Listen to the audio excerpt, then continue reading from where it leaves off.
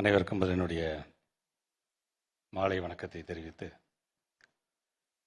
திருக்குறள் கைவேல் களிற்றோடு போக்கி வருபவன் மெய்வேல் பரியா நகும் என்கின்ற வள்ளுவனுடைய வாக்கிற்கு நமது நெஞ்சமெல்லாம் நிறைந்திருக்கின்ற முத்தமிழறிஞர் கலைஞர்களுடைய விளக்க உரை என்பது, கையில் இருந்த வேலினை யானையின் மீது வீசிவிட்டதால் களத்தில் போரினை தொடர வேறு வேல் தேடுகிறார் வீரன், தன் மார்பின் மீதே ஒரு வேல் பாய்ந்திருப்பது கண்டு மகிழ்ந்து அதனை பறித்து பகையை எரித்து இடுகின்றான் என்கின்ற அந்த விளக்க உரையோடு மேடையிலே அமர்ந்திருக்கின்ற நான் வாழ்வதற்கு என்னுடைய தந்தைக்கு நான் கடன்பட்டிருக்கிறேன் என்று சொன்னால், நான் நன்றாக வாழ்வதற்கு என்னுடைய ஆசிரியருக்கு நான் கடன்பட்டிருக்கின்றேன். என்னுடைய அரசியல் ஆசிரியர் மாண்புமிகு தமிழ்நாட்டு முதலமைச்சர் அவர்களுக்கும், என்னை ஆளாக்கி இருக்கின்ற என்னுடைய ஆசிரியர் பெருமக்கள், என்னுடைய பேராசிரியர்களுக்கும் முதல்ல என்னுடைய வணக்கங்களை நான் தெரிவித்துக் கொள்கின்றேன். இந்த நல்ல நிகழ்வில் இந்த மேடையில் அமர்ந்திருக்கின்ற ஒவ்வொருவருக்கும் ஒரு காரணம், ஏன் இவர்களை வைத்து இந்த நிகழ்ச்சியை நான் நடத்துகின்றேன் என்பதற்கு ஒரு காரணம். குறிப்பாக இந்த புத்தகத்தை இந்த நாளில் நாம் வெளியிடுகிறோம் என்று சொல்லும்போது, இந்த நாள் என்பது இது எனக்கான பெருமையான ஒரு நாளாக மட்டுமல்ல, நான் சார்ந்திருக்கின்ற இயக்கத்தினுடைய மிகவும் ஒரு முக்கியமான நாளாக இந்த நாளை நான் பார்க்கின்றேன். அதற்கு காரணம், 1956 திராவிட முன்னேற்ற கழகம் தேர்தல் களத்தில் போட்டியிடலாமா வேண்டாமா என்பதற்காக பேரறிஞர் அண்ணா அவர்களால் திராவிட நாடு இதழிலே அன்பில் அழைக்கிறார் என்கின்ற ஒரு மிகப்பெரிய கட்டுரை, அந்த கட்டுரையின் மூலமாக உடன்பிறப்புகளாம் அழைக்கப்பட்டார்கள் என்று சொல்லும் பொழுது, இதே மே 17 தான் அந்த மாநாடும் நடைபெற்றது என்கின்ற ஒரு வரலாற்று சிறப்புமிக்க நாளாகவும் இந்த நாள் அமைந்திருக்கின்றதை எண்ணி நான் உள்ளபடியே நான் மகிழ்கின்றேன். அதேபோல் இந்த புத்தகத்தினுடைய தலைப்பு தேசிய கல்விக் கொள்கை 2020 என்னும் மத யானை. பேர் வச்சது நாங்கள்ல, பேர் வச்சது முத்தமிழறிஞர் கலைஞர் அவர்கள். 2016 அவர் சமூக வலைதளத்தில் அது சார்ந்து பதிவிடும் பொழுது, புதிய கல்விக் கொள்கை என்கின்ற இந்த மத யானை தமிழ்நாட்டிலே புகுந்து விடாமல் பார்த்து கொள்ள வேண்டியது நம்முடைய பணி என்று சொன்னார். அன்னைக்கு அவர் சொன்னார், இன்றைக்கு என்னுடைய அரசியல் ஆசான் அதை செய்து கொண்டிருக்கின்றார். தமிழ்நாட்டு முதலமைச்சருடைய இந்த குரல் என்பது வெறும் தமிழ்நாட்டிற்கான குரல் மட்டுமல்ல, இந்த குரல் என்பது கேரளாவிற்கான ஒரு குரல், இந்த குரல் என்பது வெஸ்ட் பெங்காலுக்கான ஒரு குரல், ஏன் மகாராஷ்டிராவுக்கான ஒரு குரல், தெலுங்கானாவுக்கான ஒரு குரல். அதனால்தான் இன்றைக்கு அவர் எழுப்பிய குரலுக்கு பிறகு மகாராஷ்டிராவில் இந்தி திணிப்பு என்று சொன்னாங்க பார்த்தீங்கன்னா, இன்னைக்கு அதை பின்வாங்கி இருக்கிறார்கள் அவர்கள். தெலுங்கானாவை பொறுத்தவரைக்கும் இந்த NEP 2020 is unfit for Telangana என்று அங்கே இருக்கின்ற கல்வி குடும்பத்தை சார்ந்தவர்கள் இன்றைக்கு பேச தொடங்கி இருக்கிறார்கள். இந்தியை திணிப்பதனால் கர்நாடகாவை சார்ந்திருக்கின்ற படிக்கக்கூடிய பிள்ளைகள் கிட்டத்தட்ட 90,000 பேர் இன்னைக்கு ஃபெயில் ஆயிருக்கிறாங்க. இதையெல்லாம் சிந்தித்து பார்த்து முன்கூட்டியே 2019 டிராஃப்ட் வெர்ஷனாக இருக்கும் போதே குரல் கொடுத்தவர் யார் என்று சொன்னால், மாண்புமிகு தமிழ்நாட்டுடைய முதலமைச்சர் அன்பிருக்கிறதை நீங்க மறந்திருக்க கூடாது. அதனால்தான் இந்த இடத்துல நம்முடைய தமிழ்நாட்டு முதலமைச்சரை நாம் அழைக்க வேண்டும், அவர் கையால் இதை நாம் வெளியிட வேண்டும் என்று நாங்கள் ஆசைப்பட்டோம். நான் ஃபர்ஸ்ட் ஒரு திருக்குறள் நான் சொன்னேன் பார்த்தீங்களா, கலைஞருடைய அந்த விளக்க உரை சொன்னேன் பார்த்தீங்களா, கையில் இருந்த வேலை தூக்கி எரிஞ்சாச்சு, யானை போயிடுச்சு. ஆனால் நம்முடைய எதிரிகளை நாம் எப்படி நாம் எதிர்கொள்ள வேண்டும் என்று சொல்லும்போது, ஒன்றிய அரசாங்கத்தால் நம்ம மீது கஷ்டப்பட்டு பாய்ச்சப்பட்ட ஒரு வேல் இருக்கு, இங்க அதிகாரமே இல்லாத ஒரு வேல் இருக்கு. அந்த வேலுக்கு கூறும் இல்லை கூறும் இல்லை. ஆனா அந்த வேலை தமிழ்நாட்டு கொஞ்சம் பார்த்து சந்தோஷப்படுற, எனக்குனே நீ மாட்டிட்ட, எனக்குனே நீ சிக்கிட்ட, அந்த வேலை எடுத்து சுப்ரீம் கோர்ட்டுங்கிற பலத்தால இன்றைக்கு ஒன்றிய அரசை ஓட ஓட விரட்டக்கூடியவராக இருக்கிறார் என்று சொல்லும் பொழுது, அந்த திருக்குறள் எப்படி பொருந்தி இருக்குது என்பதை நீங்கள் பார்க்க வேண்டும். When a clown moves into a palace, he doesn't become the king. The palace becomes a circus. இது Turkish proverb. இதைதான் இங்க இருக்கிறவர் ஒருத்தர் செஞ்சிட்டு இருக்கிறாரு. அதற்கு இன்னைக்கு பாடம் சொல்கின்ற அளவுக்கு தமிழ்நாட்டு முதலமைச்சருடைய அந்த ஒவ்வொரு முயற்சியை இன்னைக்கு நம்மால் பார்க்க முடியும். அதனால்தான் தமிழ்நாட்டு முதலமைச்சர் இந்த புத்தகத்தை வெளியிட வேண்டும் என்று நாங்கள் ஆசைப்பட்டோம். தமிழ்நாட்டினுடைய துணை முதலமைச்சர் ஒரு நாட்டினுடைய துணை முதலமைச்சராக அல்லது என்னுடைய நண்பராக இருக்கிறார் என்பதற்காக மட்டும் அவர் மேடையில் நாங்கள் அமர்த்தி அவருக்கு நாங்கள் வரவேற்பு சொல்ல விரும்பவில்லை. ஐடியாலஜிக்கலாக எந்த காம்ப்ரமைஸும் இல்லாத ஒரு இளைஞன் ஒருத்தர் இருக்காரு பாத்தீங்களா, அந்த இளைஞனை நாங்கள் பார்க்கின்றோம். அந்த இளைஞன் வந்து வரவேற்புரை ஆற்றினால் அது சரியாக இருக்கும் என்று நாங்கள் ஆசைப்பட்டோம். அவர் ஒரே ஒரு சொல்ல எடுத்து பேசினார், சனாதனத்தை பற்றி எடுத்து பேசணும்னு ஒட்டுமொத்தமாக இந்தியாவில் இங்கேருந்து ஆளாளுக்கு பாத்தீங்கன்னா ஒரு வழக்கு அவர் மேல போட்டுக்கிட்டே இருந்தாங்க. எப்படியாச்சும் மன்னிப்பு கேட்டுருங்கன்னு சொன்னாங்க. நான் கலைஞருடைய பேரை நான் மன்னிப்புலாம் நான் கேட்க முடியாதுன்னு கடைசி வரைக்கும் நின்னாரு. அவர் நின்ற பிறகு ஒட்டுமொத்தமாக நீதிமன்றமே அந்த வழக்கை முடிச்சு வச்சிருச்சு. ஆனா அந்த வழக்கை முடிச்சு வச்சதை பத்தி யாருமே பேசல. பேச வேண்டும் என்று நாங்கள் விரும்பவில்லை, எங்களை கொண்டாட வேண்டும் என்று நாங்கள் விரும்பவில்லை. நாங்க கொள்கையில ஸ்ட்ராங்கா இருக்கோம் தெரிஞ்சா போதும் என்ற அளவுக்கு இருக்கிறார் என்று சொன்னாலும் சொல்லாட்டும் எங்களுடைய தமிழ்நாட்டு முதலமைச்சர் என்கிற பாகன் கையில் இருக்கின்ற அங்குசம் எங்களுடைய மாண்புக்கு துணை முதலமைச்சர் அவர் இருக்க வேண்டும் என்று ஆசைப்பட்டோம். இன்றைக்கு அவரும் இந்த மேடையிலே அமர்ந்திருக்கின்றார். அதே போன்று இங்கே வருகை தந்து உரையாற்றிருக்கின்ற நம்முடைய மயில்சாமி அண்ணாதுரை ஐயா அவர்கள் நம்முடைய தமிழ்நாட்டிற்கான ஒரு மிகப்பெரிய பெருமையாக இருமொழி கொள்கையில படித்து இன்றைக்கு மயில்சாமி அண்ணாதுரை அவர்கள் முன்னாடி ஐஎஸ்ஆர்ஓடைய ஒரு ஃபார்மர் டைரக்டராக இருந்திருக்கிறார். அவர் இங்கே வந்திருக்கார் என்று சொல்லும் பொழுது அவர் பேரே மயில்சாமி. சாமி மயில் மேல உட்காந்து உலகத்தை சுத்துச்சு நம்ம சொல்றோம்.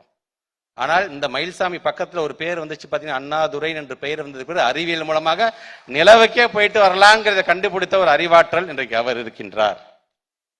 உரையாற்றி அமர்ந்திருக்கிறார் நம்முடைய லார்ட்ஷிப் கோபால் கவுடா சார்.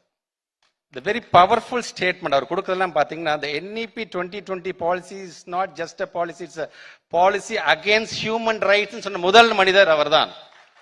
அவர் இந்த மேடையில் இருக்க வேண்டும் என்று ஆசைப்பட்டோம். இன்றைக்கு அவரும் இந்த மேடையில் அமர்ந்திருக்கின்றார். திக்விஜய் சிங் சார் சொல்லவே வேணாம். ஸ்டாண்டிங் கமிட்டியில் நீங்க உலகம் முழுவதும் பேசுறோம். பார்லிமெண்ட்ல இருக்கின்ற ஒரு ஸ்டாண்டிங் கமிட்டி இந்த NEP காரணம் காட்டிட்டு நீங்க பணத்தை கொடுக்கறத நிறுத்தக்கூடாதுன்னு ஒரு பவர்ஃபுல் ஸ்டேட்மெண்ட் தர்மேந்திர பிரதான் யாதவ் சொன்னார் பாத்தீங்களா, அவர் இன்றைக்கு நம்மளோட திக்விஜய் சிங் சார் வந்திருக்கிறார். இந்த ஆளுமைகள்லாம் அமர்ந்து இந்த புத்தகத்தை வெளியிட வேண்டும் என்று ஆசைப்பட்டோம். இன்றைக்கு அது நடந்திருக்குது என்று சொல்லும் பொழுது இது எனக்கான ஏன் நான் எழுதணும், நான் எந்த விதத்தில் இதில் நான் பாதிக்கப்பட்டிருக்கின்றேன் அப்படின்னு அதுக்கான காரணங்களை நான் இதில் நான் சொல்ல வேண்டும். உதாரணத்திற்கு இங்கே வருகை தந்திருக்கின்ற நம்முடைய கழகத்தினுடைய பொருளாளர்கள், துணை பொதுச் செயலாளர்கள், தோழமை கட்சியை சார்ந்திருக்கின்ற ஆசிரியர், பேராசிரியர் உள்ளிட்ட அனைவருக்குமே எங்களுடைய மாண்புமிகு அமைச்சர் பெருமக்கள், நாடாளுமன்ற உறுப்பினர்கள், மக்கள் பிரதிநிதிகள், பிரஸ் அண்ட் மீடியாவை சார்ந்திருக்கின்ற கல்வியாளர்கள், இளைய சமுதாயம், பத்திரிகை துறை, ஊடகத்துறை சார்ந்திருக்கின்ற நண்பர்கள், குறிப்பாக என்னுடைய அழைப்பை ஏற்று தமிழ்நாட்டிலிருந்து பல்வேறு பகுதியிலிருந்து வருகை தந்து உங்கள் அனைவருக்குமே முதலில் என்னுடைய நன்றியை உங்களுடைய பொறுப்பாதங்களை சமர்ப்பிக்க நான் கடமைப்பட்டுகிறேன். இந்த புத்தகம் ஏன் அது ஏதாச்சும் நாங்கள் அரசியல் பேசுறோமா? அதுல இந்த புத்தகம் எழுதுவதற்கு என்னென்னலாம் காரணம்? உதாரணத்துக்கு இங்கே உரையாற்றிருக்கிற நம்ம திக்விஜய் சிங் சார் சொன்னது சமக்ர சிக்ஷா அபியானை பத்தி அவங்க பேசினாங்க. சமக்ர சிக்ஷா அபியானாவே இருந்து நம்மளை வழி நடத்தினால் பிரச்சனை இல்லை. ஆனா அந்த SSA என்பது சாஃப்ரான் ஸ்கிரிப்டட் அபியானாக மாறுது பாத்தீங்களா? அப்ப எதிர்க்க வேண்டிய ஒரு மிகப்பெரிய கட்டாயம் நமக்கு இருக்கின்றது. அதனால்தான் முதல் குரல் தமிழ்நாட்டு முதலமைச்சரிலிருந்து வருகிறது. அந்த SSCல சில ஆப்ஜெக்டிவ் சொல்றாங்க, 20 அப்ஜெக்டிவ்ஸ் கொடுக்குறாங்க. அந்த 20 அப்ஜெக்டிவ்ல 19 அப்ஜெக்டிவ்ல தமிழ்நாடு டாப்ல இருக்கிறோம். நம்ம குஜராத்தை பொறுத்த வரைக்கும் 8 அப்ஜெக்டிவ் தான் டாப்ல இருக்கிறாங்க. உத்தரப்பிரதேஷ், மத்திய பிரதேசை பொறுத்த வரைக்கும் 3 அப்ஜெக்டிவ் தான் டாப்ல இருக்கிறாங்க. பீகாரை பொறுத்த வரைக்கும் 2 அப்ஜெக்டிவ் தான் டாப்ல இருக்காங்க. ஆனா அவங்க எல்லாத்துக்குமே பணம் போயிடுச்சு. நமக்கு இன்னும் அந்த பணம் வரவே இல்லை. சரி, ஏன் இந்த பணம் வரல, எதற்காக நம்மளை வஞ்சிக்கிறார்கள் என்று அந்த ஒரு வேகம், அந்த ஒரு தாக்கம். சரி, இந்த புத்தகத்தை எழுத வேண்டும் என்று சொல்லும்போது ஒரு சில விஷயங்கள் நம்ம கையில வருது. நான் இங்கே நம்முடைய நாடாளுமன்ற உறுப்பினர்கள் நாங்கள் பேசும்பொழுது பீஸாவை பத்தி சொல்லுவாங்க. PISA is nothing but programme for international school assessment. நான் கூட பிரஸ் மீடியா கான்ஃபரன்ஸ்ல பேசும்போது சொன்னேன், நாங்க அந்த அளவுக்கு நாங்க திங்க் பண்ணிட்டு இருக்கிறோம். கவர்மெண்ட் ஆஃப் இந்தியா அதுல பார்ட்டிசிபேட் பண்றதுக்கு யோசிக்கும் பொழுது தமிழ்நாட்டை சார்ந்த எங்க பிள்ளைங்க மேல இருக்கின்ற நம்பிக்கையில நாங்க பார்ட்டிசிபேட் பண்ண வேண்டும் என்று நாங்கள் ஆசைப்படுகின்றோம். ஆனா எது என்ன எழுத வச்சிச்சு? பட்டதாரியா வந்துட்டா நீ பக்கோடா விற்கலான்னு சொல்றாங்களே, அவ்வளவு பெரிய நாடாளுமன்றத்தில் நின்றுகிட்டு பக்கோடா வெர்சஸ் பீஸா மாதிரி இன்னைக்கு ஆயிடுச்சு. இன்னைக்கு NEP 2020 நீங்க சொல்றது நாங்க சொல்ற மதையானைங்க மாதிரி. ஆக பிள்ளைங்கள் ஒரு காலத்துல பக்கோடா வித்த அந்த ஜெனரேஷன் இருக்கின்ற பிள்ளைகள் பட்டதாரியாக வேண்டும் என்று ஆசைப்படுகிறார் தமிழ்நாட்டுடைய முதலமைச்சர் அவர்கள். ஆனா நீங்க என்ன பண்றீங்க?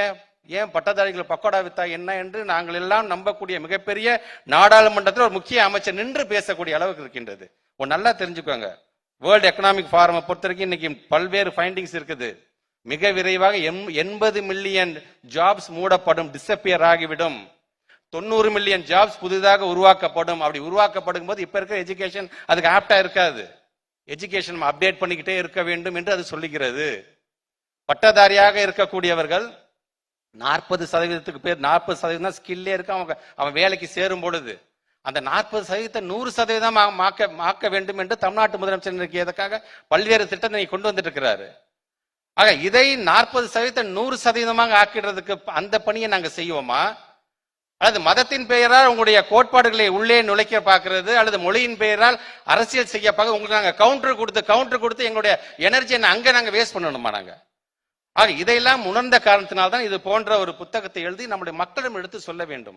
இப்ப என்இபி நீங்க பத்தி நீங்க என்ன பேச சொன்னீங்கன்னா அதுல இருக்க 8.5A என்ன சொல்லுகிறது, 4.3 என்ன சொல்லுகிறது, 4.32 என்ன சொல்லுகிறது, 4.17 என்ன சொல்லுகிறது, 4.18 என்ன சொல்லி என்னால் முழுமையாக சொல்ல முடியும். கிட்டத்தட்ட 39 செக்ஷன்ஸ் நமக்கு தேவையில்லாத செக்ஷன்ஸ் உள்ள நுழைச்சிருக்கிறாங்க.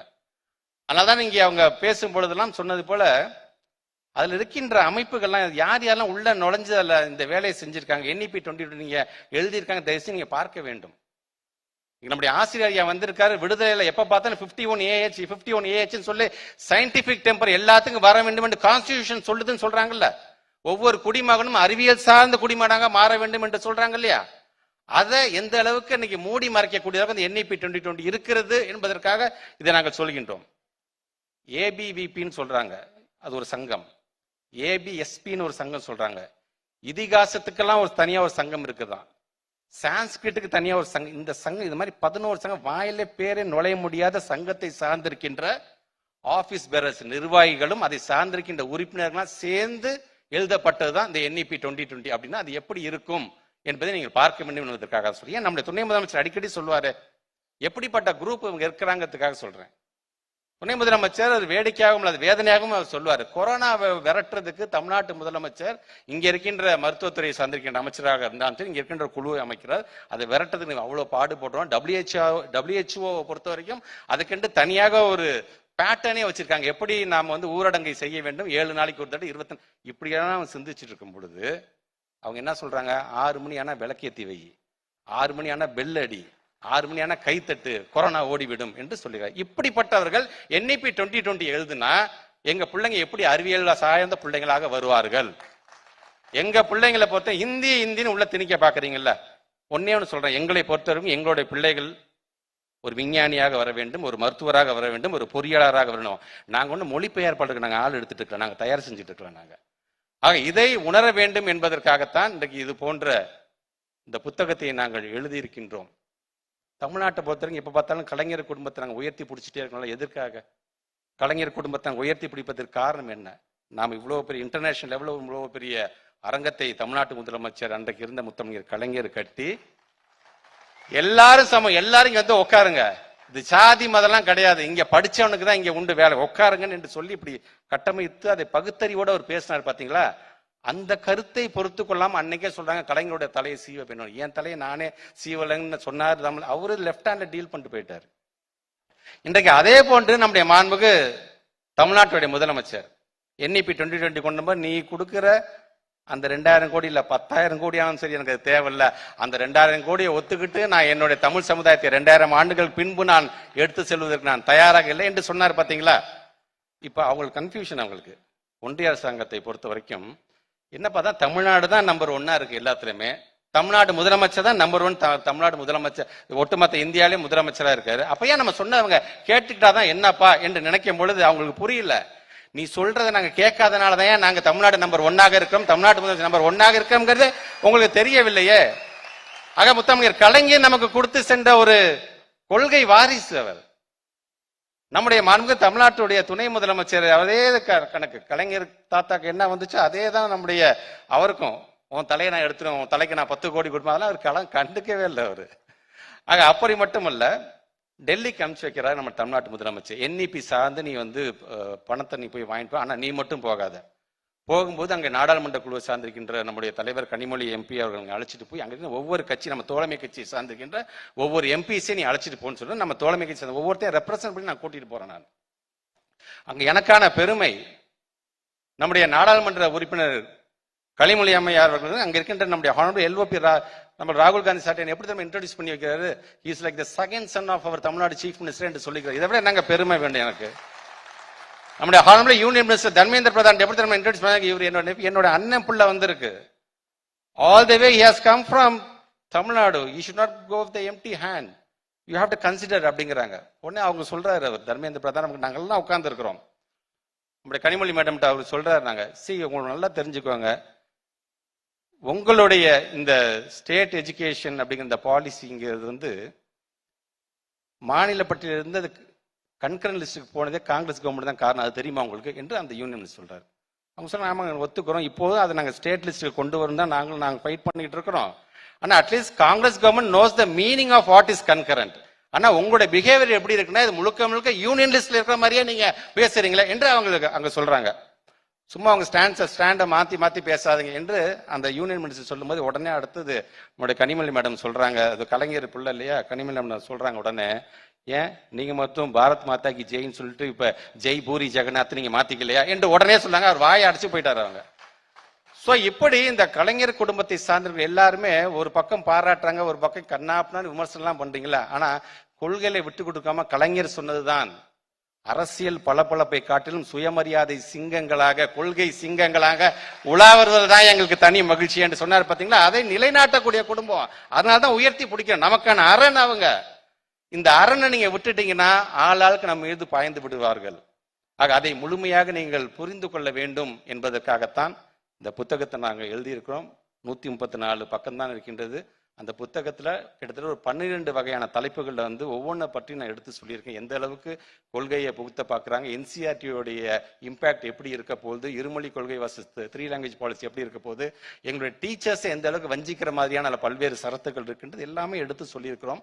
முழுமையாக படித்து தெரிந்து கொள்ளுங்க. நீங்க நாளைக்கு தமிழ்நாட்டு முதலமைச்சர் இது சார்ந்து எந்த ஒரு அறிவிப்பு அறிவித்தாலும் ஆமா இது சார்ந்து சொல்றது கரெக்ட் தான், நம்ம பின்னாடி போகணும் அப்படிங்கிறத உங்களுடைய அறிவு சார்ந்தவர்களாக மாற்ற வேண்டும் என்பதற்காகத்தான் இன்றைக்கு இந்த புத்தகத்தை நாங்கள் எழுதியிருக்கிறோம்.